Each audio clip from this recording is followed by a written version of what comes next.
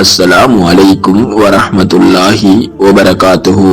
நோன்பும் நோக்கமும். நோன்பு என்பது இறைவனிடத்தில் உள்ள நன்மையை எதிர்பார்த்தவராக பசி, தாகம், இச்சை இவைகளை ஒரு குறிப்பிட்ட நேரத்திலிருந்து ஒரு குறிப்பிட்ட நேரம் வரை, அதாவது விடியற்காலையில் இருந்து சூரியன் மறையும் நேரம் வரை கட்டுப்படுத்திக் கொள்வதாகும். நோன்பின் நோக்கமே இறையச்சத்தை ஏற்படுத்திக் கொள்வதுதான். விசுவாசம் கொண்டோரே, உங்களுக்கு முன்னிருந்தவர்கள் மீது கடமையாக்கப்பட்டிருந்தது போன்று உங்கள் மீதும் நோன்பு நோட்பது கடமையாக்கப்பட்டிருக்கின்றது.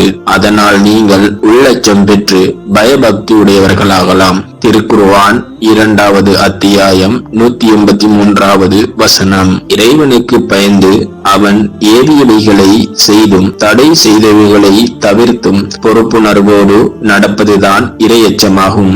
அதற்கு உரிய பயிற்சியை நோன்பு கொடுக்கின்றது. பசியோடும் தாகத்தோடும் இருப்பது மாத்திரம் நோன்பாகாது.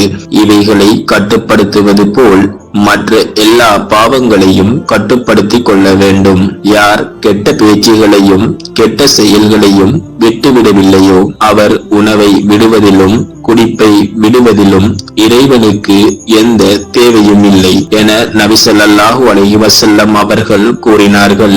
எத்தனையோ நோன்பாளிகள் தனது நோன்பிலிருந்து பசியை தான் உணர்கிறார்களே தவிர வேறு எதையும் உணர்வதில்லை. எத்தனையோ இரவு நேரங்களில் நின்று வணங்கும் தொழுகையாளிகள் கண் விழித்ததை தவிர வேறு எதையும் உணர்வதில்லை. ரமலான் மாதத்தில் முஸ்லிமான வயது வந்த புத்தி சுவாதீனமுள்ள ஒவ்வொரு முஸ்லிமின் மீதும் நோன்பு நோட்பது கடமையாகும்.